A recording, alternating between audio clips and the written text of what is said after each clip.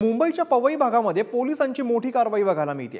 पवई पोलिसांनी नाकाबंदी दरम्यान कॅश व्हॅन मधून 4,70,00,000 रुपये घेऊन जात असताना पोलिसांनी जप्त केलेली आहे। परवा रात्री पवई पोलीस स्टेशनच्या हद्दीमध्ये गार्डन बीट चौकीजवळ पवई पोलिसांकडून नाकाबंदी लावण्यात आली होती आणि या नाकाबंदीमध्ये कॅश व्हॅन जात असताना पवई पोलिसांनी गाडीला थांबवून चौकशी केलेली होती। अधिक माहिती देतात आमचे प्रतिनिधी विक्रांत शिंदे। विक्रांत, मुंबईच्या पवई भागात पोलिसांची मोठी कारवाई बघायला मिळते, काय नेमकं घडले, काय कारवाई आहे?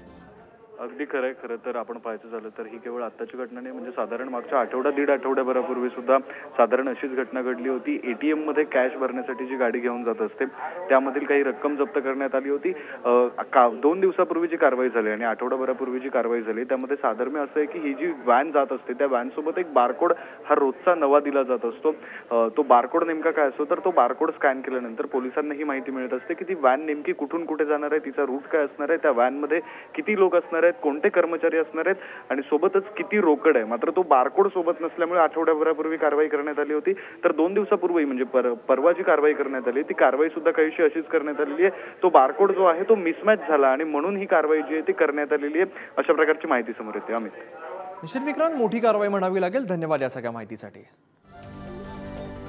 तर मुंबईच्या पवई भागामध्ये पोलिसांची मोठी कारवाई बघायला मिळते। पवई पोलिसांनी नाकाबंदी दरम्यान कॅश व्हॅन मधून 4,70,00,000 रुपये घेऊन जात असताना ही कारवाई केलेली आहे।